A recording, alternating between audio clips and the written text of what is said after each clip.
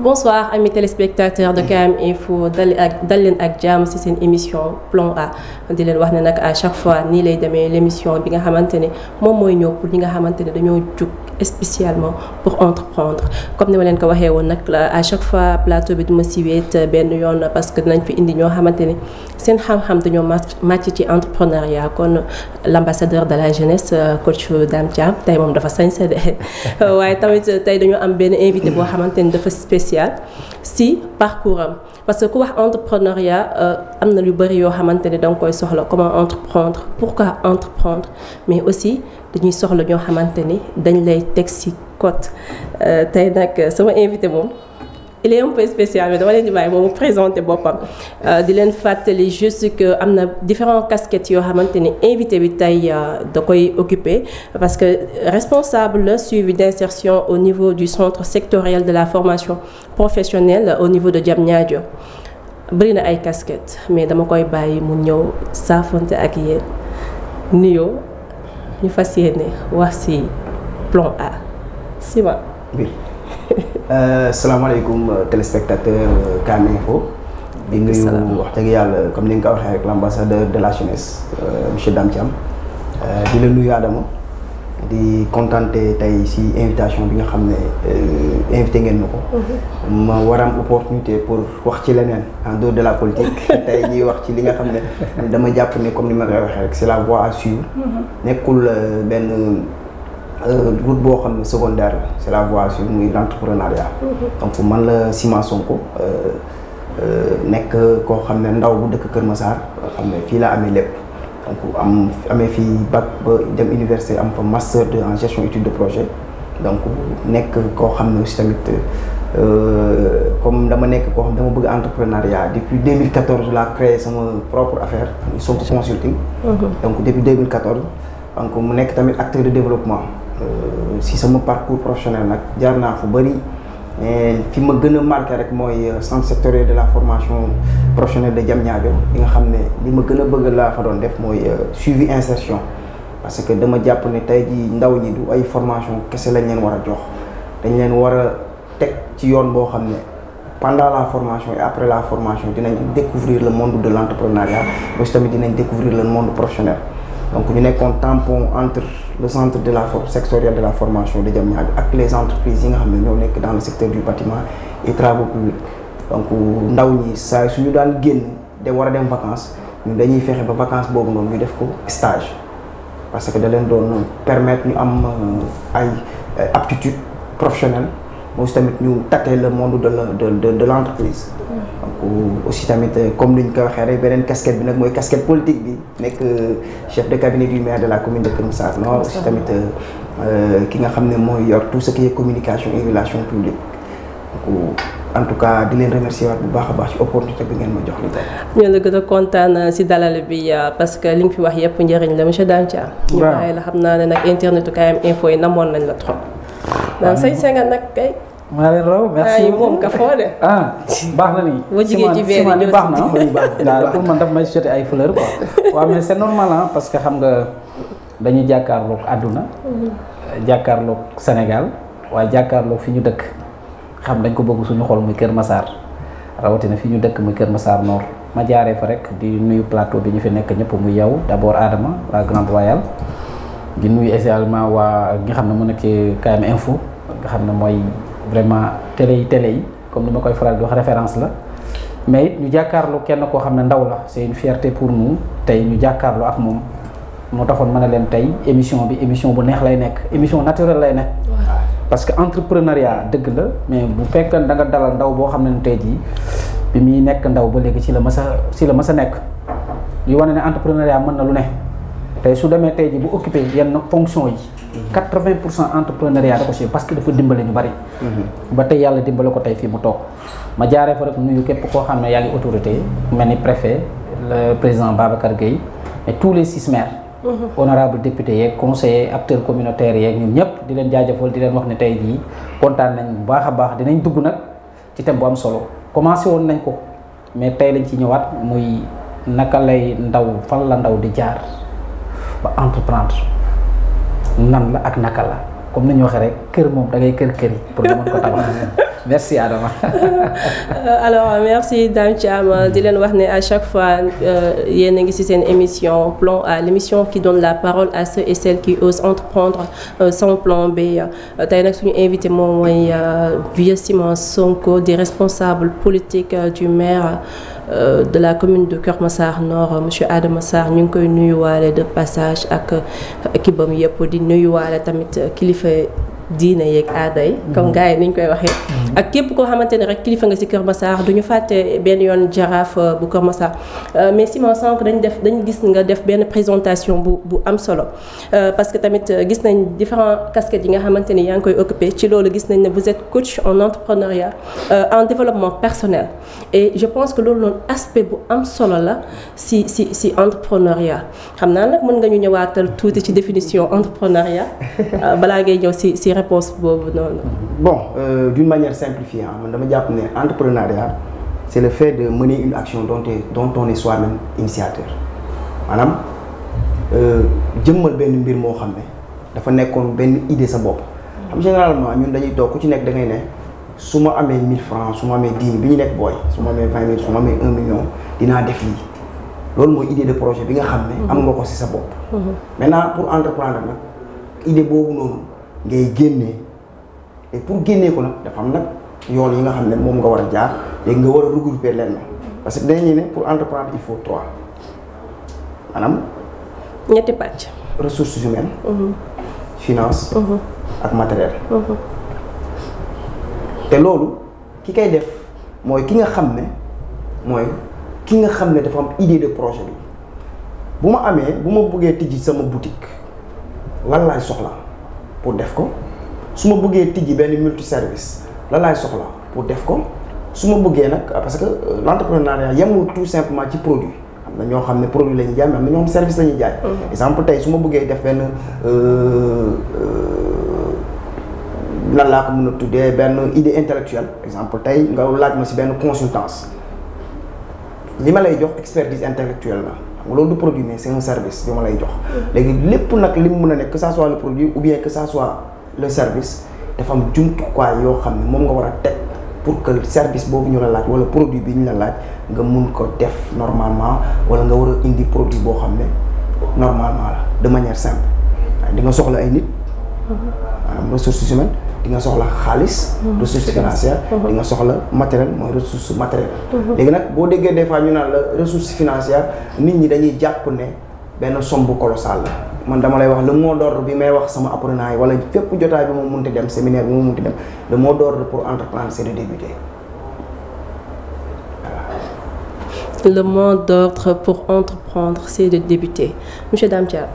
gis nañ ne à chaque fois am na yow tamit ay pàcc yoo xamante ne da nga koy indi pour ku bëgg a entreprendre tey Simon indil nañu 3 aspects ressources humaines finance et matériel est-ce que à chaque fois dinañ soxla pour ñetti aspects yooyu noonu réunir pour ñu mën a débuter suñu entrepreneuriat. waaw loolu damay am adage bi ñuy faral di wax c'est le projet qui fait l'argent maanaam bari na ñoo xam ne dañu bëgg am xaalis ba pare doog di lancer wu en général ku ko def da ngay daal parce que bapato donc raison pour laquelle suñ premier numéro booy fàttali. maa ngi la doon wax ne à chaque fois nañuy fàttali keroog am na benn internaute bu ñu ko wax ne monsieur Thiam seen invité yi des fois del faral di fàttali étape yi. et étape bi njëkk mooy ki nga xam ne ni tey comme ni ñu faral di wax from zero to hero. ki nga xam ne ni amul idée amul dara. ñu ne ko da ngay dem uti ji li nga xam ne ni tey jii mooy sa entreprise mais loolu bu ko wax rek nga bàyyi ko mu dem mais jàppale ko d'abord mu am idée bu ñëpp jaayee cere man bu mu bëggee jaay cere naka laay def ba génn ci donc loolu noonu mooy idée ba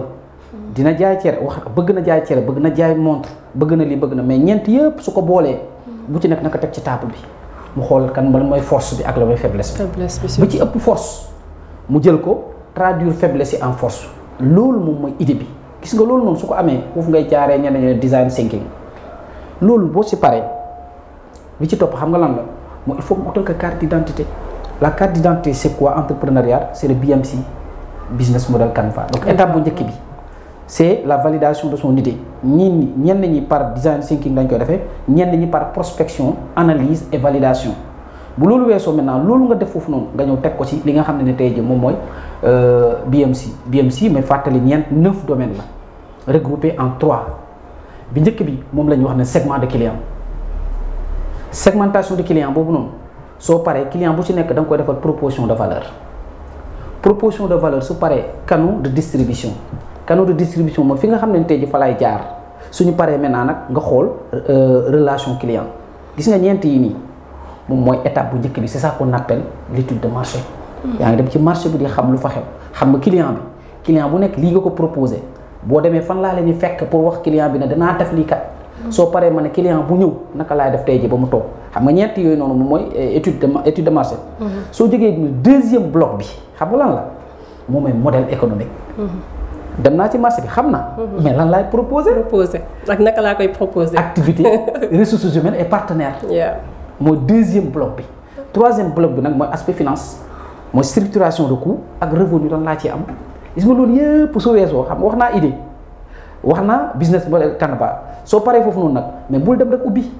ngir yàlla testé ko dama bëggoon ubbi multi service waaw dëgg la wala dama bëgg a jaay cere mais bu ma jékki-jékki rek jël xaalis bi dem mais naa am ci loo xam ne tey jii peut-être naa ko testé c'est ça qu'on appelle MVP. Millennium Value Product mooy da ngay testé. tey bu fekkee ne multi service damay def lu bari mais naa njëkkee ci photocopieuse xaalis boobu may am naa ko diviser par 3 parties éducation financière fa lay dugg. soo demee tey ji dans 10 mois ma am ci yenn xaalis yooyu noonu loolu moom mooy l'autofinancement su ma demee banque ne leen kat 1 million laa soxla woon fexe naa ba ci 10 mois yi am naa 500 000 caution la mais tey il est important boo dem ci banque tey jii nga commencer li nga xam ne tey jii yow yaa ko moomal sa bopp nga doog di dem donc wax naa idée bi. business model Canva. wax naa li nga xam ne mooy testé soo testé ba xam ne lii baax na li baaxul ma dem création nag juridique ma dem nag testé xool lii nga xam ne tey jii moom mooy soit entreprise individuelle la soit SARL li ne ni conseil waxoon naa leen ko nañu bàyyi na bërit dem abbi ci banque ba waaye nañu bàyyi nag bërit dem ñëw ci li nga xam ne tey jii moom mooy li nga xam ne tey jii moom mooy comment dirais-je dem reconnaissance juridique mais reconnaissance juridique boobu noonu soo ko defee ba pare nga dem ñu bind la xam nga BMC laa waxoon. mais plan d'affaires ngay def nag détaillé. soo defee sa plan détaillé ba pare li ci des maintenant développement des activités la création est là elle est venue donc il est important internautes yi ñuy topp di ko doon laaj étape yii mooy li nga xam tey li ma wax ni pendant 6 mois mën naa commencer su ma commencer foofu est-ce que gis naa fa xaalis. waxuma foofu xaalis de mais man la personne. man maa nekk tey ji nekk sur terre mais sa projet bu la ko jaralul. mais du ma mën a réussir. mais kon leçon bu ñu fi tiré pour jox la kàddu gi mooy nañu bàyyi commencer rek mais su ma amul xaalis du ma commencer mais man maa tester sama bopp tester sama entourage tester ñi nga xam ne tey ji war naa mën a dem ñu dem xam naa bu diggee ba ci biir danañ si ñëw dans les détails. mais c'était vraiment important ñu retracer parce que ki fi ñëw tey. il faut que ñu def loolu ba pare bu ko defee ñu mën a xuus si moom exemple parfait boo xam ne moo ngi nii. voilà merci beaucoup macha allah. déjà def na benn briefing boo xamante ni c'est quelque chose en global boo xamante ne jotoon nañ ko waxtaanee fii nii si émission bi. et question la boo xamante ne à chaque fois day ñëwaat parce que ñu bëri xamuñu yoon bi ñu war a jaar te vu nuñ ko waxeeti sax démarche bi nga xamante ne monsieur Dame Thiam wax na ko en tant que coach. et en tant que coach et formateur yenn idée nga si mën a apporter. voilà bon c'est très important mooy question bi nga njëkk a posé sànq le développement personnel. parce que daam li mu wax mooy li nga xam ne mooy defar entrepreneur ba pare. parce que tu peux pas entreprendre sans pourtant que yow nga xam yaay kan. et xam yaay kan mooy tax yow nga xam say force say faiblesse fi nga jëm mooy environnement bi nga jëm xam avantage yi xam inconvénients yi. parce que c'est très important que nit ki xam kat yooyu noonu bu ko xamee rek dina avancer parce que li muy expliquer noonu c'est très important pour que entrepreneur bi dem ci loolu parce que yow soo tayalee def yenn yi wala soo buggul def yenn yi wala boo buggul def jël pen pour dem ci yenn yi c'est parce que tu n'es pas encore entrepreneur. te c'est important que ñu bañ a tëb étape yi. mooy suñu xamee la définition de l'entrepreneuriat ba pare. am ay idées parce que ñun ñëpp on a tous des idées dans la tête on a tous des idées. maintenant peut-être des fois dañuy jàpp ne idée bi mënuma ko def wala idée bi c'est bidon wala est-ce que c'est tas de questions qu'on se pose. et c'est dans tas de questions qu'on se pose waroo toog sa biir nekk wala sa biir ruq di ko posé wu il faut te mettre en évidence. moo tax ma ne sànq il faut pour entreprendre il faut débuter. te débuter boobu moom lay ñëw noonu. tey moom laay wax gars il faut pour être entrepreneur il faut devenir il faut pas être comme les autres c'est un investissement. Investissement bi du xaalis tout simplement. Il faut aller à la rencontre des gens qui sont dans le milieu. Il faut aller à la rencontre des gens comme Dame Thiam comme ni mu ko waxee. Il y a des formations gratuites qu'on fait, il y a des formations payantes qu'on fait, il y a des séminaires, il y a des rencontres B2B yi nga xam ne mun nga fa dem rencontrer ñoo xam ne tey di nga gis di nga dégg parce que mënoo dem rencontre B2B te amul benn idée boo fay mën a jëlee. mënul nekk di nga fa jëlee loo xam ne dina la permettre nga développer li nga xam ne moo nekkoon ci yow et quand la personne ne se connaît pas soi-même nit ki bu xamul boppam rek pour mu dem pour mu avancer des métiers même dans le monde bu nekkul entrepreneuriat tout simplement même dans le monde nii il faut que yow nga xam yaay kan nag da lay permettre nga dem exemple tey tu as une idée de projet bon soo demee rencontrer nit ñi wala à des formations dina la mën a permettre nga ne est-ce que idée bi ma gëm ni parce que nit ki dans ta tête tu peux avoir une idée nga jàpp ni moo gën fekk gënul mais tu t'es enfermé tu l'as laissé dans ta tête da ngay jàpp ne yow idée yooyu rek mooy ñëw mais à la rencontre des gens nga exposé ko les gens vont te dire que waaw defal nii jaaral nii wala defal lii exemple tey li muy wax noonu et c'est important nit ki même dans c'est comme une voiture entrepreneuriat c'est comme une voiture da ngay am tableau de bord bi moo lay permettre nga xam ndax sa ndox baax na sa gasoil bi jeex na wala jeexul sa frein yi panne na wala panne absolument pneu yi am na roue bu manqué air wala tableau de bord boobu moo lay permettre moo tax mu naan la business Canva da lay permettre nga xam déjà fi nga jëm fan nga toll ak fi nga bëgg àgg waaw c'est important te c'est très très important maintenant nag jeunes yu bëri wala entrepreneurs yu bëri li muy wax noonu la gars yi di tëb ñoom li ñu gën a fas farataal mooy comment faire pour trouver de l'argent te des fois ngay gis koo xam day débuter un projet mu dem àbb man je le déconseille à tout le monde ku ma dama lay rek bon man moom personnellement je te conseille pas nga dem di àbb pour débuter un projet man je te le permets am na nag ñu koy def ñuy réussir loolu bu tiwul mais xam nga lan mooy permettre yow nga dem comme ni nga wax multi service nga bëgg a tijji dama jënd benn imprimante xam nga imprimante multifonction ça coûte cher il y a des imprimantes qui coûtent 25 000 boo ko jëndee tu commences à photocopier ñi sa 10 maisons yu nekkee 10 maisons yu nekkee 10 maisons yu nekkee 10 maisons yu nekk sa ginnaaw sa koñ déjà képp ku fexeel ba képp ku bëgg a photocopier mu xam ne yow am nga photocopieuse boo commencé 100 francs yooyu juróom fukki dërëm yooyu mooy dugg moo lay permettre nga xam comme li ma wax rek nga def dispatching am luy jëm ci yow am luy jëm ci entreprise bi nga mën a xam suba sama projet c'est pour 1 million j'ai déjà économisé 500 000 si li ma débuté j'ai besoin benn 500 000 yooyu nan laay def ba am ko qui devrait se rencontrer c'est des personnes c'est des entreprises c'est les banques c'est des partenaires yooyu yaay toog la nga mën a mais en tout cas en tout état de cause man je confirme ce que Dame a dit il faut pas que ñu tëpp les étapes il faut que les entrepreneurs partent vers l'information il faut que qu'on parte vers l'information parce que nit ñi ñoo ngi organiser formation nit ñi ñoo ngi organiser des séminaires Dame chaque week-end presque moo ngi organiser quelque chose pour la jeunesse pour les entrepreneurs il faut que les gens partent vers l'information pour que ñu mën a jëlee ji xam-xam parce que pour entreprendre il faut que nga am ay bagages intellectuels techniques surtout voilà parce que des fois nit ñi dañuy gis ay entrepreneurs yoo xamante ni parce que da nga citer 3 aspects yoo xamante ni c'est important mooy ressources finances ak matériel des fois nag je vois des gens yoo xamante ni am nañ ñetti aspects yi yëpp mais naka lañ koy exploiter comme ni nga expliquer rek des fois les gens duñu dem ci terrain bi xamuñu terrain bi lu ñuy saf te man loolu noonu damaa gis ne dafay brouiller entrepreneur bi nga xamante ne moom dafa financer teg ay nitam ci terrain bi parce que déjà bu fekkee ne yow xamoo munoo am nga li nga soxla yépp maanaam am nga ressource am nga finance am nga matériel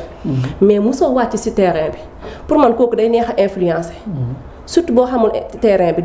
est-ce que ko loolu noonu ki nga xamante ni chef d'entrepreneur wala le PDG est-ce que des fois du réer ci Dame bu indee xalaatam ne ko non sa produit boo ko jaayee 500 dina dox kii ñëw ne la non wàññi ko jaayee ko 300 nga gis beneen employé bu ñëwee ne la fii nii de boo fa yóbboo sa produit wala produit bi de bu ko yóbbu fii wala bu ko def nii parce que des fois je vois que y a des entreprises yoo xamante ni problème boobu la ñuy am parce que ku ci nekk day joxe xalaatam mais en fin de compte le PDG du mën a situer boppam parce que miinul terrain bi wala xamul comment entreprendre si li nga xamante ni moom la financé. effectivement Adama si nga lu si ma wax nii c'est tellement important que étape bu ci nekk bu fekkante ne da nga ko jéggi rek am na conséquence nañu jël bu njëkk bi étape bu njëkk bi. mooy l'étape de validation. bu fekkante ne idée amoo idée maanaam nit ñi ngi def activité yi rek damay def activité. mooy li ngay gis jékki-jékki rek gis benn daam ci am jël benn camion duy ci matériel yu bëri ñëw koñu ciment jékki-jékki rek nga waaye yow kii kan moo defoon matériel yi waaye fii place am bi yaa ngi na de 3 mois laa la may beneen camion moo ñëwaat roñaat ko. parce que amul fu mu jëm. il ne s'est pas préparé loolu mooy benn conséquence. ñaareel bi moom mooy le business model canvas si nga nit boo xamul foo jëm développement personnel fa lay ñëwee mais nit il faut ñu waajal la nga xam yow yaay kan fi ma jëm. moo tax boo amul tableau de bord da ngay bëgg rek di dem doo xam yow tu ne peux pas financièrement doo xam sa bilan sa projection sa vision doo xam ñëw nag fi ngay waxee tout à l'heure ne ressources matérielles ressources humaines ressources financières mais loolu c'est partie kii la modèle économique la loolu balaa nga koy xam boobu dafa fekk na nga def étude de marché ba xam terrain bi am toutes les informations qu'il faut nga ne man kat supposons dama war a def restauration xam naa carrément samay client bu ci nekk lii laa lay proposer tey jii peut-être su ma demee ci Facebook bi dinaa leen mën a am te ku si ñëw tey jii bu añsee mën naa ko proposer bu añee pare naa ko bu jox kaasu ataaya du ko fay ça retient relation client la mais loolu su paree xam nga loolu yëpp maintenant modèle économique bi lan la Adama tey jii man gëm naa ne Adama tey jii mu ngi jaay ay li mën naa fexe ba tey jii mu nekk sama partenaire ressources humaines tey jii ressources humaines conseil laay joxe foofu bu dee yaa ngi démarrer nga yor li nga xam ne tey jii sa entreprise individuelle message bu may joxe la bari na ñuy ubbi seen entreprise boo xam ne individuel naan PDG amul ci structure individuelle yéen a ngi may seetaan il faut que ñu rectifier erreur boobu ñuy gars yi di def CO la yow yaa ko créer sa bopp SARL tu es un gérant gestionnaire yaa ngi commencé nekk directeur bi nga nekkee ci SA continuer nag muy gën de mu nekk président directeur général erreur boobu ñi ngi koy wax mais dañuy noppi nañ ci wax parce que ñu ngi c'est pas facile d'être directeur en entrepreneuriat donc bref entre parenthèse la woon non bu ko bàyyi bu jaar non mais erreur la c'est très important erreur la il faut que ñu wax ak askan wi parce que émission bi aussi loolu lay jëriñ c'est très important bëri nañuy am entreprise individuelle ne bon maay PDG bi amul PDG boo demee administrativement parlant boo kee PDG boobu c'est erreur la donc foofu noonu tu es le CEO tu es le créateur tu es l'initiateur mais bu fekkente ne tey ji SARL la da ngay ñëw foofu noonu yow yaa nekk le gestionnaire tu n'es pas même le directeur soo ñëwee maintenant SA nag fa la directeur di ñëwee ñëw boo sax si président directeur parce que foofu conseil d'administration day am donc ay kii la yoo xam ne waxoon naa la dañu am émission spéciale pour ça voilà donc foofu noonu bi ñu ñëwaatee ki nga xam ne mu ngi jaay restaurant su ñëwee fa modèle économique boobu noonu mais foofu noonu am na ñi nga xam ne tey jii moom mooy ressource matérielle ressources humaines bu dee entreprise individuelle la yow yaa créé sa bopp yow yaa nekk sa gestionnaire yow yaa nekk sa comptable yow yaa nekk boo bëggee dem mais bu fekkee da nga commencer rek recruter foofu da ngay am problème loolu aussi conseil bu may joxee la quoi beneen bi moom mooy ressources financières fii ak 10 ans laa bëgg a taxawal maintenant nag dinaa def de telle sorte que peut-être dinaa def une formation d'abord formation su ma ko defee ba pare ñaareel bi il faut que mu commencer di ko tester bi mooy lan ñëw naa defar naa ay nem kër ga daf may jaral tey ji Adama apprécier na mu jël ko def ko benn genre capture dugal ko si TikTok bi na kan moo defal kii de moom moo ñu ko jaay yaa ngi commencé amee client mais loolu boo ko defee xam nga soo commencé gratuité ngay def mais gratuité bi du yàgg soo paree maintenant nga dugg dans le marché avec des prix modérés mënuma ñëw vous les professionnels ngeen jaayee benn plateau à 15 000 man mii dog ma koy jaayee 15 000 c'est impossible donc il faut entrer dans le marché soo demee maintenant nag ba nit ñi ji ñëw nga lancer officiellement li nga xam ne mooy sa entreprise maintenant nag nit ñi commencé nga dugg dans le marché donc loolu moom je tenais sincèrement à le dire vraiment pour que ñii di ñu seetaan ñu bàyyi xel la stratégie boobu noonu quoi tester le marché avant tester le marché mais aussi stratégie comment faire entrer son produit ba pare lii ko initier ko ak les clients parce que tamit mënoo ñëw nga ne da ngay concurrencer alors que clients yi xamaguñ sa produit c'est pour man c'est impossible. Sonko ban contribution nga am si li nga xamante ne Dame Thiam développé na ko. waaw c'est très important xam nga il y a des étapes. Il y a des étapes yi nga xam ne mooy la création d'entreprise. Il y a les sociétés individuelles. Il y a les sociétés à responsabilité limitée SARL. Il y a les sociétés anonymes. Donc lu ci nekk dafa am ay charte yi nga xam ne moom moo ko teg xam nga nous sommes régis par le système OHADA. loo xam ne. OHADA définition. voilà mooy l'organisation pour l'harmonisation des. du système de l'économie. voilà donc fàttali ma tur bi dem na nekk. Tu t'es perdu. Ça régule l'organisation économique au niveau de l'Afrique de l'Ouest. Ah d'accord. Voilà. Donc dafa am loo xam ne moo ñu tënk. daf ñu tënk du man maa ko bind du yow Dame Thiam ko bind. dafa am loo xam ne ay organisation ay pays ñoo toog. ne lii képp ki nga xam ne bokk na ci Afrique de l'Ouest pour nga ñu mën a def libre échange suñu biir. économiquement lii ay lois yi lañ teg ay chartes yi lañ teg. donc ñun nous sommes régis par cette loi donc dafa am loo xam ne mënoo ko def exemple comme ni mu wax yow mënoo ne société individuelle la ba pare nga ne yow yaay le PDG c'est des appellations yoo xam ne duñ ko nangu mënoo ne société à responsabilité limitée nga ne da nga am PDG parce que bu ci nekk dafa am pàcc boo xam ne moo koy diriger. ok donc moom lay wax sànq c'est le CEO moom mooy diriger les sociétés individuelles. maintenant un gérant gestionnaire bi. moom mooy la société à responsabilité limitée wala SUARL. donc am tamit PDG te PDG même le PDG comme ni mu la wax c'est le CA ñoom ñoo koy définir décider. ñoom ñooy toog seen biir. ñu ne conseil d'administration ñu ne suñu ñii toog nii kii la ñuy jël pour mu nekk le président directeur général ni mu amee le président directeur général noonu lay amee le directeur général. wala des fois nga gis ci entreprise ñu ne la kii mooy le PDG mais kii mooy le directeur général te ku ci nekk dafa am droit de veto ku ci nekk dafa am sa décision fi muy commencer ak fi muy yem. donc loolu mooy tax moo tax ñu naan les organisations des entreprises. dafa am ay organisations yoo xam ne du nit ki mooy tëb def ko parce que loolu dañuy permettre nit ñi parce que nit rek la. quand on ne définit pas ses prérogatives day indi. ku nekk xam li mu war a yem. ak fi mu war a commencer responsable commercial fi mu war a commencer fi mu war a yem. pouvoir de décision. du da ngay tëb rek. jël ay décisions dans l'entreprise. sans dafa am ku ci nekk validation ki kay autorité de validation boo xam ne moom moo war a valider lii balaa ñu et tout ça c'est défini dans les entreprises moo tax ñu naan la organisation des entreprises. ku ci nekk am nga directeur général. mais il y a le PDG. défini par le conseil d'administration. conseil d'administration bi nag ça dépend am na ñoo xam ne le conseil d'administration est constitué par des membres fondateurs am na ñoo xam ne c'est les conseils d'administration dañuy jël secteur yu bari dañuy jël secteur économique bi par exemple tey boo ñëwee centre sectoriel bi da ngay gis ñoo xam ne c'est le patronat qui sont dans les métiers du bâtiment et travaux publics ñoom ñooy tànn seen nit. nga dem la formation ministère formation professionnelle ñu tànn seen nit nga dem école bi centre bi ñu tànn seen nit ñu constituer le CA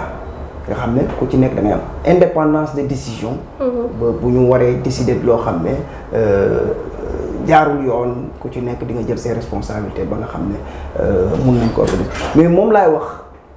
rek li ma doon wax sànq si sama njëlbeen ci tàmbali loolu personne lambda bi mënu ko xam. moo tax des fois ma ne genre plateau yi il faut que ñu koy démultiplier pour que nit kii di toog scotché ci télé xam monde bi mu jëm nii nekkul monde boo xam ne daf ci war a dem à l'aveuglette. monde la boo xam ne dafa am ay étapes yoo war a suivre dafa difficile parce que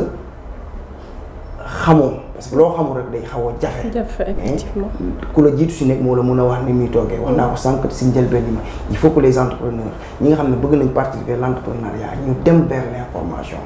dem nag vers l'information bu ñu nax Adama daam bu ñu nax nit ñi. dafa am coût pour entreprendre. il faut nga jël ay risques. il faut que nga organiser wu il faut que nga débuter. te loolu nag ça a un coût le coût bu fekkee yow da ngay toog di ko calculer doo dem. effectivement ça c'est sûr. il y a des formations il y a des séminaires yoo xam ne mun nga fa dem nga jàng fa parce que tey on a 1 heure de temps pour expliquer li nekk ci Dame Thiam ak li nekk ci man xajul ci 1 heure de temps mais boo demee benn séminaire de formation boo xam ne une journée la wala 2 jours la au moins di nga fa jëlee loo xam ne dina la njëriñ pour sa vie entrepreneuriale en plus di nga fa tisser ay relations yoo xam ne en dehors de ce que tu as appris en une journée wala en 2 jours wala en une semaine di nga am mentorat kooku dina la accompagner dina la teg ci yoon dina la wax li nga xam ne moom nga war a def dina la mën a teg ci benn tableau de bord boo xam ne boo ko suivre dina la permettre nga am comme li Dame wax sànq benn modèle économique boo xam ne dina la mën a nga xam xaalis bi fan la jëm xaalis bi fan laa koy dugal xaalis bi nan laa koy utiliser xaalis bi nan laa koy def parce que loolu moo lay mën a permettre comme li Dame wax sànq nga mën a xam étude terrain bi mën a xam étude terrain bi ma def lan laay soxla te li ngay soxla mooy tax nga ne j'aurais besoin de 2 personnes 1 personne 3 personnes. dina la mën a permettre nga ne j'aurais besoin d'une benn smartphone matériel la. matériel waaw benn caméra. benn ordinateur. benn ordinateur mais loolu noonu yëpp ça a un coût. coût bi nag mooy tax nga xam finance bi ñaata lay jar. ñaata laay jëndee matériel bi su ma jëlee personnel bi ñaata laa koy fay nga mën a def mais loolu xam nga lan moo la koy defloo. nga dem tâter le terrain la viande de porc c'est très rentable. waaw mais demal nga dem Touba di ko fa jaay. en tout cas de suñ koy. demal Touba nga saxaar bi. Touba boo ko fa bëggee jaay. xaw ma la bu muy saf boo ko bëggee jaay Touba da ngay làqatu di ko jaay. wala doo ko jaay. ok. mais xam nga lan moo lay tax nga mën a def loolu. étude de marché moo mën a permettre yow nga mën a xam ndax fii mën nañ ko fi jaay wala mën nañ ko fi jaay mais demal Grand Yoff marché Grand Yoff tu le vends. normalement sans problème léegi nag loolu nag étude de terrain ngay def moo lay mën a permettre nga ne produit bii su ma ko jaayee fii dina jar et c'est rentable nii ak nii produit bii su ma ko jëndee nii jaayee ko temps mun na mu indi temps de bénéfice nii ak nii te loolu nag c'est partir vers l'information partir vers les formations. partir vers les séminaires de B2B nga mun a rencontrer des gens aguerris des gens avertis ñu mun la teg ci yoon il faut pas que nit ñi aussi tamit ñu ne la rek comme ni wax rek comme da nga gis système sénégalais bi day maire bi jaay fii caaf keneen 2 jours 3 jours beneen maire ñëw teg ci wetam xamul kii ñaata temps la fi def wala mu ngi ciy génn wala génnu ci xamul ndax kii moom wax dëgg yàlla jaay bi mu jaay caaf nii c'est pour le président tout ça am na maire yoo xam ne ñoom seen kër toog du sax besoin toogaay bii ñii ñu génn di def benn affaire amul sax foofu noonu ñiy jënd sax bëriwul wala man da koy may beneen maire bi ñëw toog 1 mois après il se retrouve que ni moom fii nekkul di jaay parce que dafa ñëw di copier bëgg a coller il faut que ñu éviter loolu dem à la rencontre du terrain pour que ñu am benn background benn capital de connaissance ak capital d'information c'est loolu moo ci gën a am solo parce que quand on a les informations rek doxalin bi dina xaw a jub donte du lépp mais au moins dina am loo xam ne mun et n'ayons pas peur de perdre en entrepreneuriat si on a peur de perdre duñ dem fenn. Ouais, surtout. si on perd peut-être des fois soo koy calculer en numéraire en argent mais tu ne perds pas en expérience parce que ni nga def ba perte doo ko mës a defaat. surtout ja borom ginaar yi. waaw te loolu capital d'expérience la. waaw mais foofu dafa am solo de gis nga Adama gis nga li mu wax nii. man toujours damay jël exemple parce que jaaykatu cere bi. gis nga mën nga nekk fii ki nekk fii mais gis nga li tax ñu jékki-jékki gis kële di jaay cere gën a am nit mais c'est la partie innovation. innovation boobu noonu Adama amaana man kii di jaay xam na ne Adama façon cere bii moo ko gën a neex. mais est-ce que bu côtoyé toon Adama dina ko xam. le terrain dafa am solo foofu dafa may permettre aussi man à chaque fois damay alerter ñii jóg ne dañu entreprendre dafa am benn phénomène bu bees bu xew te loolu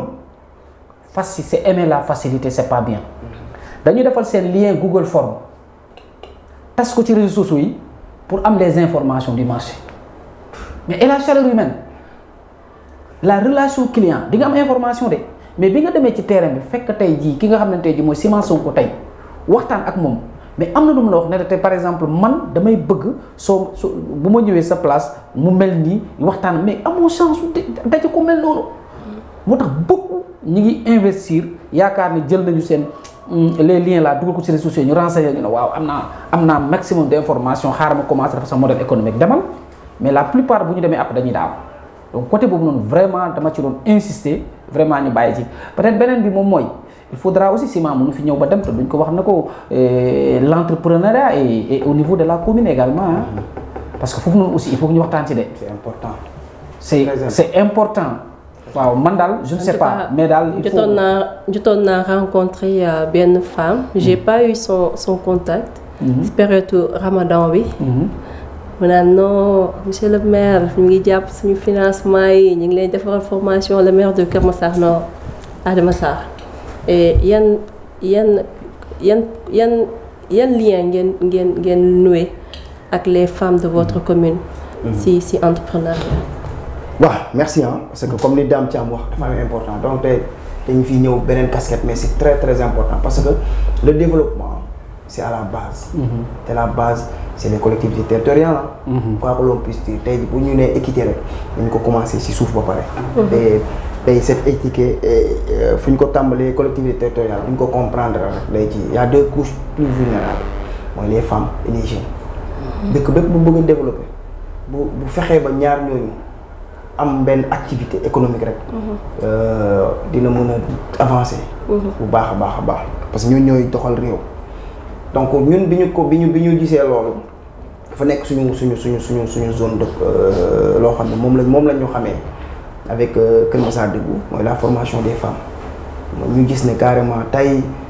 les politiques malheureusement dañuy jël les femmes. di leen yàpp ci ay car di leen yàpp ci ay njaganjaay di leen yàpp di leen politique loo saa su nekk. en retour après les femmes boo ñëwee après benn meeting bu jeexee les femmes ont du mal sax même à rentrer chez elles parce que passe sax bu ñu demee duñ ko am dañuy dem des fois parce que dañ leen jox benn 2500 bi ñu leen jox ñoo ngi koy corcorer pour dépense su suba donc duñ ci sax bëgg a laal benn ci pour dem ci donc on s'est dit que ñun dafa am benn projet bu ñu bëgg a am mooy l'autonomisation des femmes. Mais pour autonomisation des femmes mooy li ma doon wax sànq ak Dame mooy il faut que femmes yi qu'elles soient formées. parce que ñun du ñu ñëw fi njëkk def financement mais il faut que des fois dëkk taxaw. kon donc yéen a ngi defar femmes yi ay formation ba pare di leen financer aussi. maanaam financement bi egg seegul si laa jëm nii. moo tax du ñun ñoo fi njëkk bëgg a def financement. mais il faut que des fois ñu taxaw. ñu ne depuis 1960 ñoo ngi financé suñu femmes yi mais est-ce que ëpp bi ñu si soxla am nañ ko. Ouais, surtout. Il faut que ñu taxaw des fois ñu ne est-ce que posez-vous les vraies questions est-ce que li ñu nekk di financer les femmes c'est bon. donc yaakaaruñu ne c'est bon mais ñun li ñu bëgg a def mooy dañu bëgg a def ay boutiques témoins dans les quartiers pour def des boutiques témoins tey lessive femmes yi ñoo ngi koy jëndee ci boutiques yi eau de javel femmes yi ñoo ngi koy jëndee ci boutiques yi cere femmes yi ñoo ngi koy jëndee ci grande surface yi jus locaux yi femmes yi ñoo ngi koy jëndee ci grande surface yi ñu ne est-ce que duñu def benn ay boutique témoin bi femmes yi lépp li nga xam ne defal nañ leen formation bi dañuy jël produit yooyu noonu dem exposer ko ci boutique témoin yooyu nga xam ne femme bi dëkk Buun ak femme bi dëkk Daaru Miset bu soxlaa cere te femme bi groupement de femmes bi nekk Buun moo koy produire elle n'aura pas besoin mu dem Auchan wala nga baal ma ci publicité bi wala mu dem ci grande surface yi pour jënd ko mais da koy jëndee ci femme boobu noonu ñoom seen biir dinañ def inter-échange économiquement xaalis boobu dina desaat si ñoom te dans les boutiques témoins encore comme li ma la doon wax les couches les plus vulnérables c'est des jeunes qui vont occuper ces boutiques wala ba 2 jeunes pour un début de projet loolu la ñu bëgg a def ci loolu c'est pas parfait mais au moins dañuy ne avec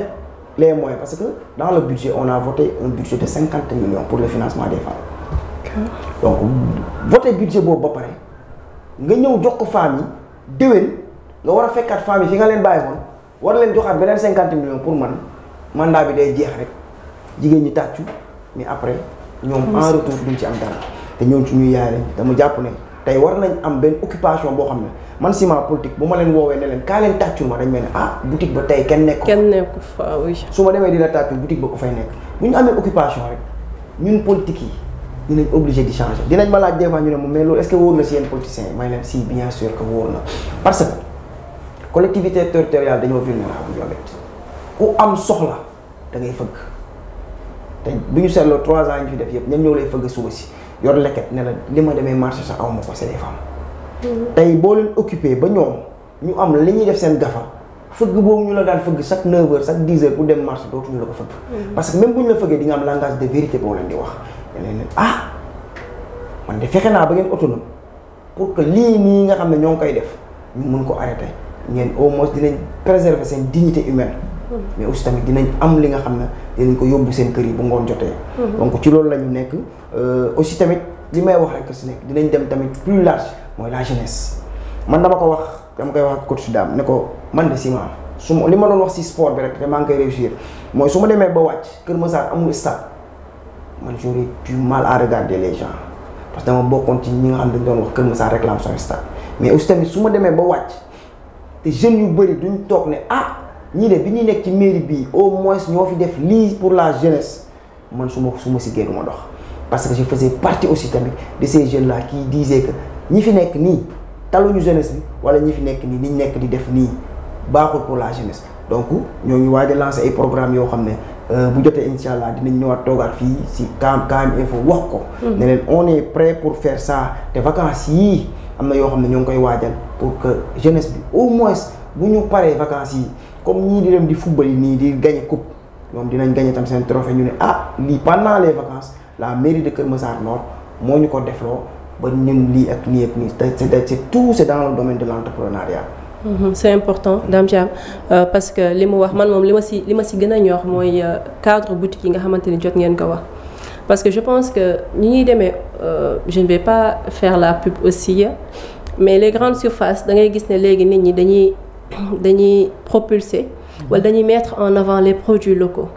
mais produits locaux yi bu fekkee dañuy dem ci grande surface yi bu fekkee ne am na ay boutiques yoo xamante ne tey ci yow mën nga ko fa am amaana li ngay fay dem di ko mottali du bëri je pense que c'est important dina wàññi embouteillage bi ci dëkk bi ak rang bi nga xamante ne pour nga fay rek beneen problème la mais si loolu Dame Thiam damaa gis ne il y a des problèmes qui se posent pour nga yóbbu say produits ci grande surface et surtout nos produits locaux comme par exemple ay problèmes de frais parce que damay gis ne produits nos produits locaux yi pour nga yóbbu ko ci dans les grandes surfaces dañ lay laaj ay papiers te léegi sax dama gis ne grandes surfaces yu bëri ñëwatuñu sax di xool sa produit bi dañ naa la non defal envoi bi en ligne est-ce que loolu dinañ am suivi wala ñoom tamit genre parce que léegi tamit am na ci ay benn politique bi ma ci gis gars yi da ngay gis ne ñoom ñi nekk ci biir grande surface yi li gars yi di soxla ñoom dañuy dem préférer sax ñoom ñu dem defar ko ñëw lii ko est-ce que loolu tam dina am ouverture pour ñi nga xamante ne ñi ngi yëngu ci loolu comme les femmes wala les jeunes entrepreneurs bu suñu société waaw loolu pour grande surface yi pour man finalité la mais am na ci loo xam ne ni tey jii mu ngi am mais il faut que ñu waxtaanee ko financement oui mais dafa am modalité yu ñu koy defee man fi may wax ak yow ni actuellement fi may wax ak yow nii je suis coordonnateur d'un programme fi may liggéeyee pour ne pas le citer un programme boo xam ne ni tey jii. non vous pouvez le citer. non ça forme chaque 2 mois. 50 femmes. xam nga nu ñu koy defee. je m'en reçu le financement. personnellement maa le coordonnateur du projet j'ai reçu le financement chaque 50 femmes. Il y a une enveloppe de 1,250,000 boo xam ne teg nañ ko sur la table mais tu sais comment on fait. dafa am 5 semaines yoo xam ne tey jii bon c'est une stratégie boo xam ne on peut l'adapter maa ngi koy def maa ngi ciy gis 5 semaine bu ci nekk on a 4 heures de temps avec les femmes ba 5 semaines yi jeex c'est ça qu'on appelle pare Dóor waar foofu noonu. module yi ci olof lañ koy def ak femmes yi avec des audios qui sont enregistrés en wolof yépp mu am facilitateur boo xam ne tey jii lu ngay def ci biir entreprise bi moom lañ lay jàngal mais gis nga loolu su paree idée bi li may wax fi yépp module yi may wax ni yépp en français yi dañ ko wax en wolof mais suñu demee maintenant ba 5 semaines yi jeex tu sais ce qu'on va faire dañu regrouper femmes par 7 femmes ñi def pâtisserie ñu boole leen 7 jox leen une enveloppe de 150,000 du xaalis bu bari de mais ñu jënd ci intrant boole leen un professionnel mu gunge leen pendant 15 jours intense mais loolu gis nga bu ñu fi paree dañuy boole 50 yooyu noonu dañ ko def 2 groupes jël ñaar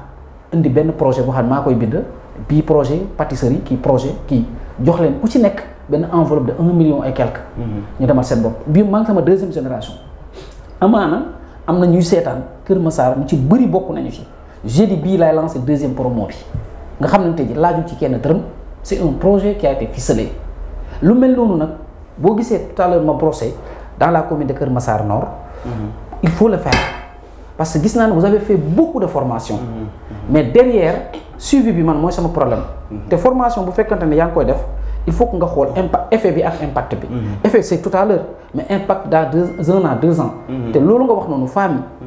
bëgg nañ formation mais boo leen woowee formation te amul suivi aussi day kii moo tax fi ngay waxee noonu fra yooyu noonu il ne faut pas faire de telle sorte que ñoom ñooy daw yow yaay daw si ñoom. mais defal de telle sorte que waa grande surface bi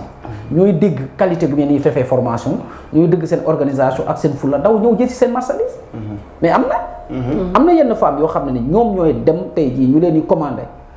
def nga fi émission am na ci ko xam ne balaa muy pare defal nañ ko commande yu bari. yoo xam nga li ma la wax. donc c'est pour dire que formation oui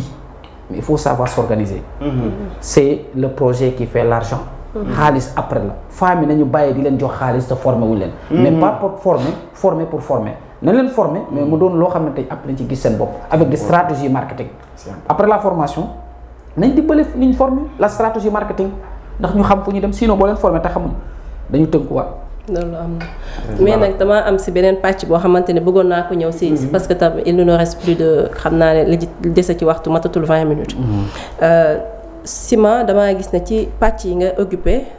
am na si responsable suivi insertion au niveau du centre sectoriel de la formation professionnelle de Diamniadio au niveau des bâtiments. waaw. location bi cher na. xam nga ñi entreprendre ñu bëri ñu ngi jooy. lu métti la de. ba pare man dama fi gisoon ne. il y a 3 à 4 ans de cela. ñu defoon école entreprise. si beneen nguur bi fi nekkoon. ñu defoon école entreprise comme li ngeen wax léegi au lieu que vacances yi jeunes yi di dem di fo. mais dañuy dem defe ji ay formation yoo xamante ne après dina leen mën a apporter dara su fekkee ne sax si jàng bi nga jàng am nga ci sa diplôme waaye jotoo si am liggéey. boo xamante ni soit privé ou public mën nga liggéeyal sa bopp. mais projet boobu noonu je ne sais pas est-ce que mën nga si dugg tuuti. wala nga wax dugg si suñu si bâtiment bi formation yi. voilà le centre sectoriel ngeen baal ma ci publicité bi aussi. non c'est étatique quand même pour ñëpp la. le centre sectoriel de la formation de Diamniadio benn centre la boo xam ne wax dëgg fa yàlla dafa nekk ci li nga xam ne mooy les métiers du bâtiment et les travaux publics. parce que centre bi dafay répondre yi nga xam ne jeunes yi nga xam ne ñoom bëgguñu jàng ba ay bac wala bàyyi nañ BFEM. am nañ BFEM bàyyi wala am nañ sax niveau CM2 bàyyi. boo gisee centre bi c'est les métiers du bâtiment et travaux publics mooy maçonnerie béton armé lañ fay former. parce que tey jeune bi pour mu def maçonnerie il n'a pas besoin de dem def université ñun suñu système scolaire dafa xaw a diis. dem ba université xawul de dafa diis. dem ba université dem def 2 ans cartouché. doog a ñëw dekk manœuvre dem di jàng maçon dem di jàng doog a ñëw le centre te permet à la BFEM par concours la nga def concours bi jàll dem def maçonnerie et béton armé. le centre te permet nga dem BFEM dem def électricité bâtiment wala nga def plomberie installation sanitaire wala nga def voirie et réseaux divers. yaa des tamit métiers yi nga xam ne te exemple benn jeune bi nga xam ne peut-être jàng bi jàngam sori mu jóge daara wala ñu nga xam ne dañuy am problème. yem CM2 tout simplement. ñooñu am nañu certification yi leen mën a defal. même ku deful CM2 sax mën na si ñëw. c'est des certifications tout simplement. d'accord c'est des certifications de 3 mois. spécialité bi am na électricité bâtiment am na plomberie installation sanitaire am na topographie am na laborantin géotechnique am na carrelage am na peinture et revêtement parce que da lay permettre tey boo demee station bi bëri na si ñoo xam ne dañ fay taxaw entreprise yi ñëw jël leen exploiter leen ba 18 heures fay leen des sommes misérables wala bëri na fi ay entreprise BTP yoo xam ne bâtiment travaux publics yoo xam ne des ingénieurs xam nga lan lañ fa nekkee costume cravate mais ceux qui font les travaux c'est des jeunes qui sont là-bas mën métier bi mais amuñu si diplôme malheureusement le centre veut pallier à ça permettre la yow maçon bi nga xam ne yaa ngi ci chantier yi am ci expérience 10 ans mais amoo kayit le centre fait benn certification vite fait nga am sa diplôme nga mun a dem postuler. ay durée pour certification ay ñaata temps la. c'est de 1 mois à 3 mois pour la certification pour les formations yi nga xam ne yow da nga bëgg nekk chef d'équipe wala chef de chantier chef d'équipe 1 an la chef de chantier 2 ans. mu ngi au niveau de Diamniadio man nag comme ni ma ko waxee sànq rek je suis le tampon entre l'école et les entreprises. balaa ñoom ñuy tëj wala balaa xale bi di def formation bay pare 3 mois man am na entreprise bu ma ko insérer. man je vais dans les entreprises bu nekk soxla na une main d'œuvre locale. boo xam ne tey on peut faire benn route tali fii à Kër Massar y a des jeunes qu'on a formés à Diamniadio qui habitent Kër Massar. jeune bi bu fekkee day génn du paas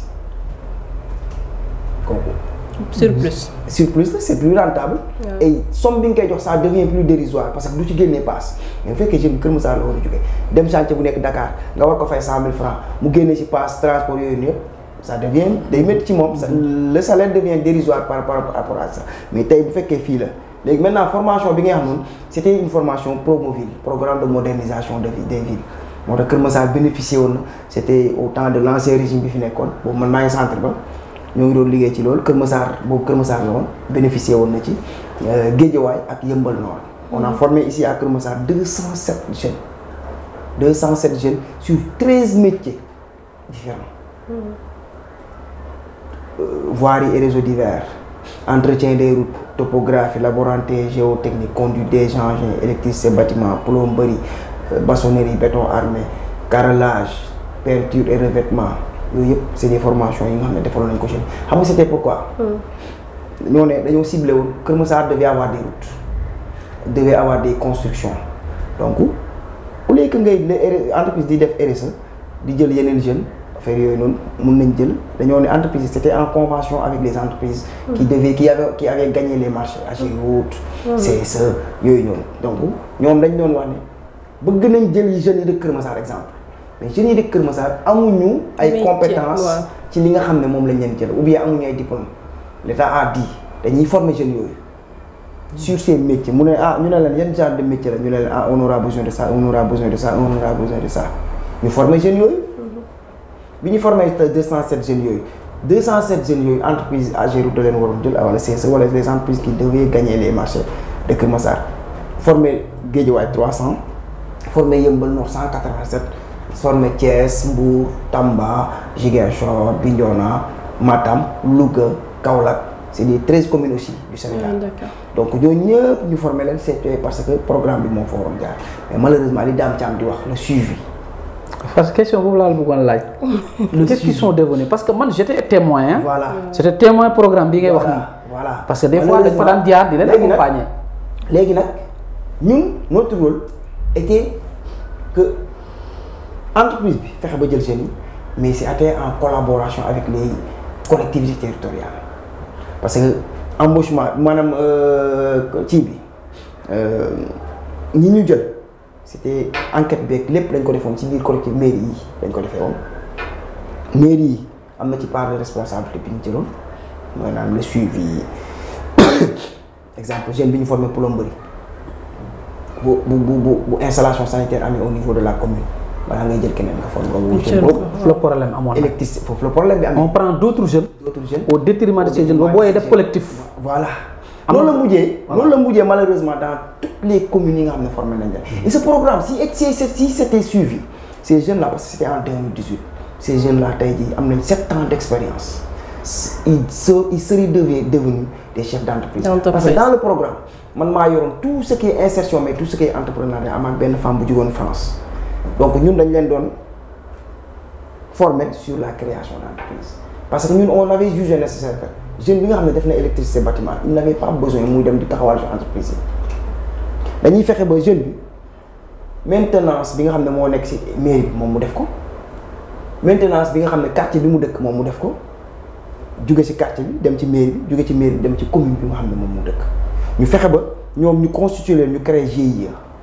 nga xam ne GIE bi dina am maçon dina am électricien dina am plomberie tey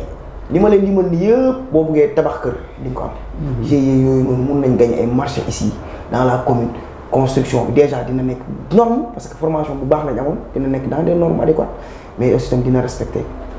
toutes les conventions yi nga xam ne état ratifié na ko mais malheureusement le suivi. oui man côté boobu noonu ça montre l'importance de la formation professionnelle. Mais non seulement loolu mais beneen bi mooy aussi ça montre vraiment les métiers de l'avenir. parce que li mu wax ni c'est tellement important que gis nga programme boobu ku ko jël ñu ci bëri na ci am liggéey tey jii ci koñ bi yi ngay xeeb buñ la ci boo demee ba am ci par exemple diplôme mais loolu mën na la jëriñ lu nekk. donc man question bi may laajte rek Sima foofu noonu peut-être mu nekk sama dernière question moom mooy li nga wax ni actuellement ni à Diamniadio si un jeune vraiment veut intégrer ces genres de programme yow lan nga koy recommander fan lay. en tout cas man li may wax rek si nekk man je l'ai dit sama domaine man loolu la. donc j'ai tey rek damay jox exemple tey rek dama am mbégte si suba si dama ñëw fekk benn jeune boo xam ne maa ko formé au niveau de Diamniadio mu gagné marché pavage cours mairie bi Ndong je le cite nommément Ndong j'ai fait là-bas la formation à Diamniadio sama apprenant la woon maa ko yoroon tout ce qui est création d'entreprise maa ko accompagner ba mu dem ba mu foree formation 2 ans mu tijji entreprise am partir vers l'entrepreneuriat. non bu commencé phase dinañ ñëw foofu. tey laa koy doo ko gis ça fait 3 ans bi ma ko formé tey laa ñëw wallaahi xaw ma ne sax moo gagné marché boobu noonu. ci mairie bi laa nekk moom wax nañ ko sama tur xam na ma moom ñëw na sama bureau semaine passée fekk ma fa tey laa ñëw mu ne ma ñëwoon naa si bureau pour wax la ne carrément ne au moins lim ñu doon wax y a 1 an y a 2 ans. gis nañ ko tey.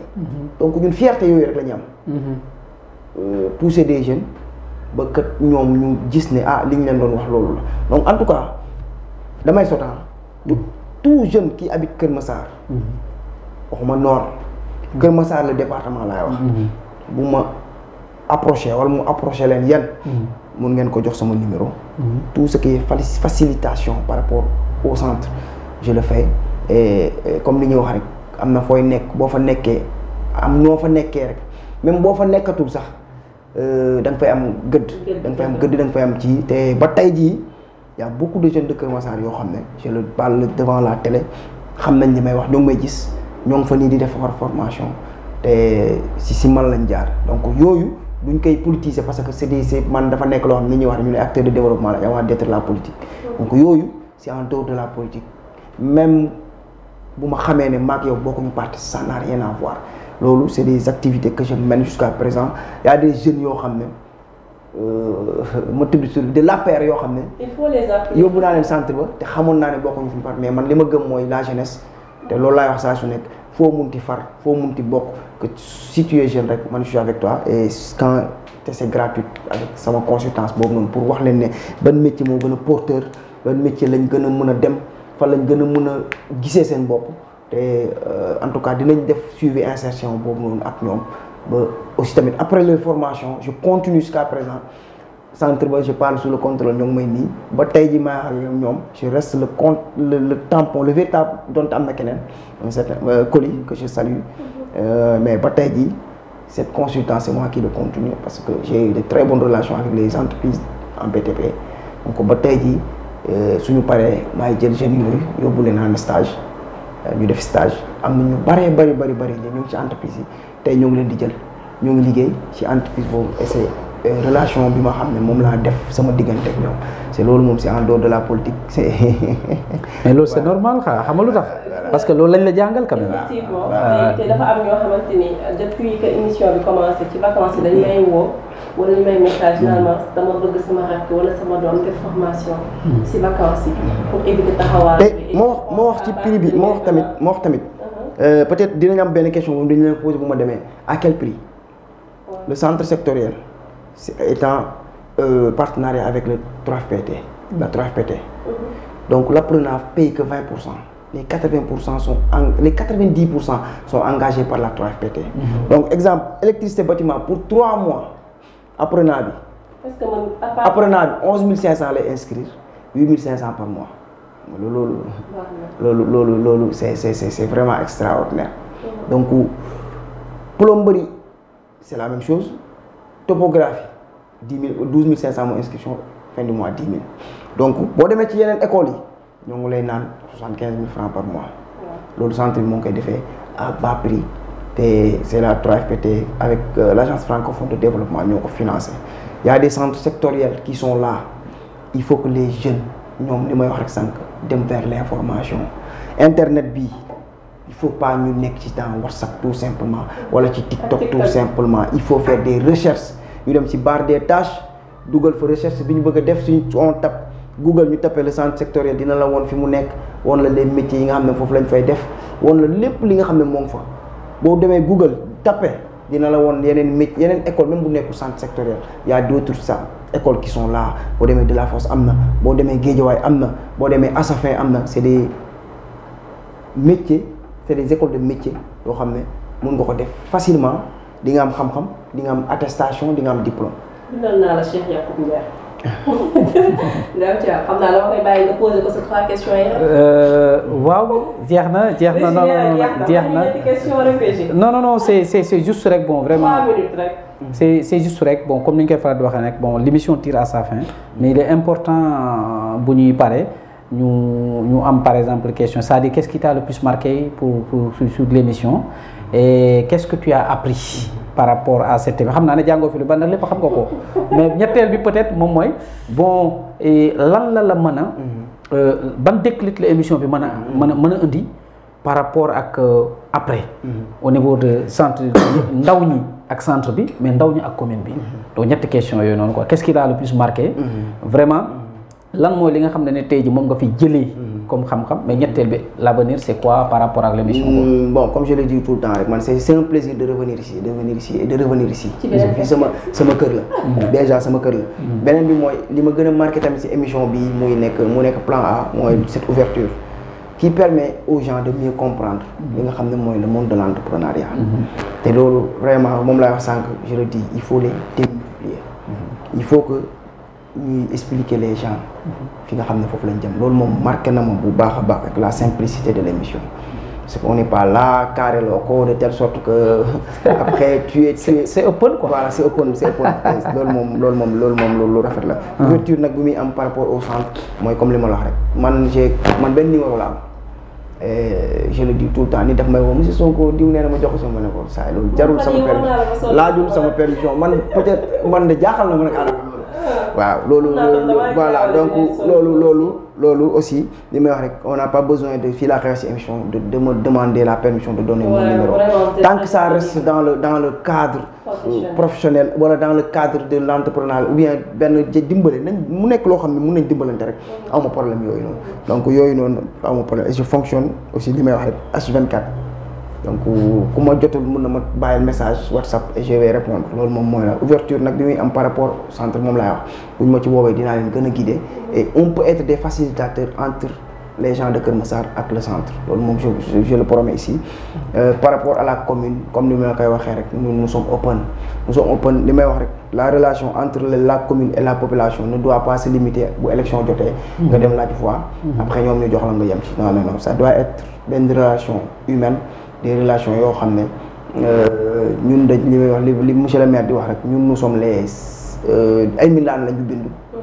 donc yéen a ñuy jox ay ordres yu ñu war a def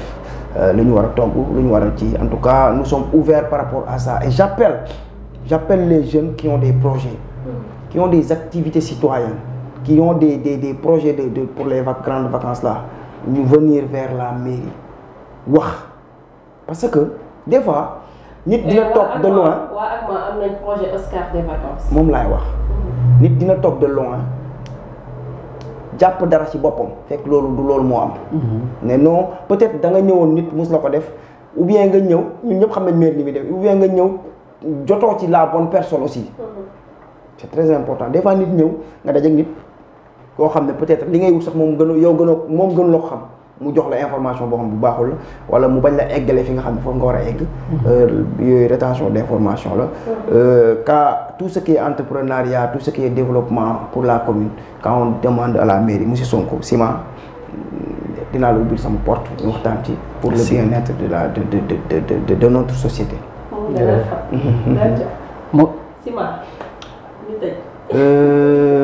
félicitations Adama félicitations je t'encourage vraiment on a des relations très très particulières en dehors de tout ce qui est derrière ces écrans sama jigéen la sama sœur la on discute de tout et c'est une personne très très engagée boo xam ne le développement de la commune ak du département moo ko ñor tànk rek a ko yàq voilà du fii lañ ko baaxee nii laa ko xamee donc c'est une très maa ngi koy dénkaat bu baax a baax DG di dénkaat sama sœur bi di la wax ne gën ko yokkal heure yi parce que il faut pas donner plus de temps aux politiques que li nga xam ne mooy développer dëkk bi parce que les politiciens motuñ sax. 1% koy may lu mu wax de. 1% de la ci donc nañ ko heure jeex na bu yàgg nañ ko démultiplier. C'est un honneur aussi encore de partager ce plateau avec sama rusuma di ko wax ragaluma ko di wax un mentor. qui a beaucoup fait pour moi, qui m'a tendu son premier micro et je le dis tout le temps et qui continue aussi. Voilà, ñun ñëpp xam nañ les lourdeurs administratives des fois mu bëgg jot suñu duñ jot mais n'empêche que voilà chaque fois il continue d'essayer il continue de nous donner pas plus tey bi am na fu ñu daje sànq ñoo ngi doon waxaat ci li nga xam ne mooy développement de la commune te il est comme ça, il a toujours été comme ça, une personne très engagée et dans l'ombre li may wax rek si nag day ànd ak nit ñi xeex ba nit ñi jot après mu delluwaat ginnaaw commencé waat il c'est am na ñu mel noonu c'est de sa nature di waxaat carrément ne aussi tamit continue dans cette lancée parce que li may wax rek si nekk dans la société il faut ñaar nga mën a nekk soit tu fais partie de ceux qui construisent ou bien de ceux qui subissent et si tu subis tout simplement bu yàqoo yow di nga ci bokk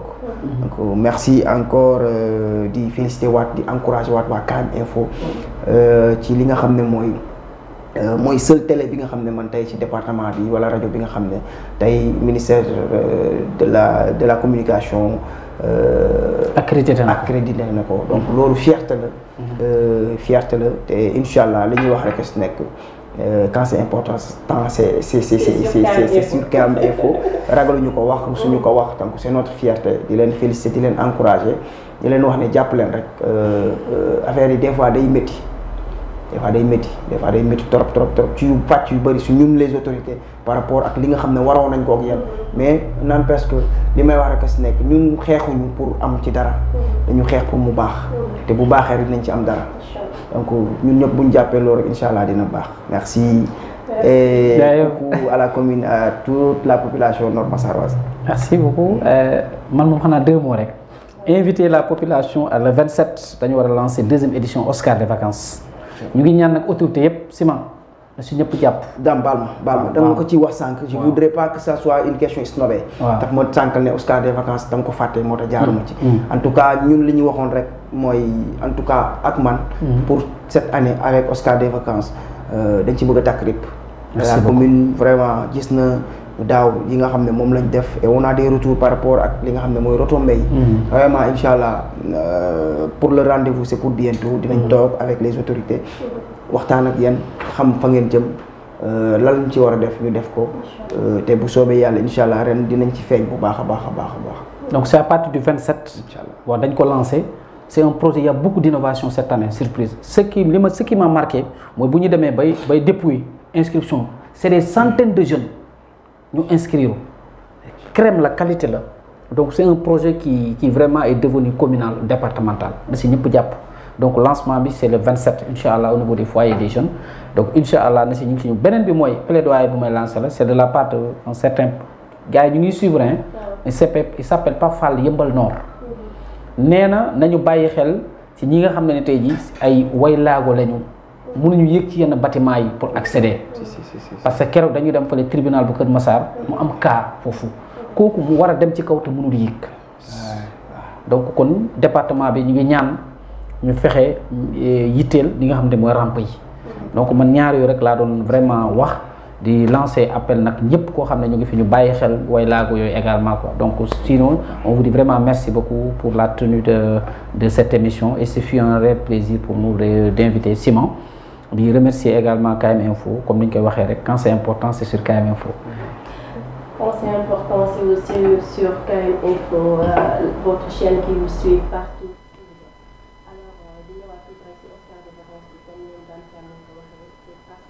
Alors du 27 juillet ñi ngi invité képp kuy autorité mais képp kuy ndaw foo mënti dëkk alors di leen wax ne lii moo nekkoon émission plan A régie technique bi moom bàyyi na bu yàgg alors di leen jox dig daje mardi bii di ñëw di leen wax ne c'est l'émission qui donne la parole à ceux et celles qui osent entreprendre à chaque fois nii lay ñëwee xalaat yu bees nit yu bees ñu xarañ ak ñoo xamante ni bëgg nañ la concrétisation de leur projet alors je vous donne rendez-vous mardi bii di ñëw ak coach Dame Thiam ak beneen invité merci Biga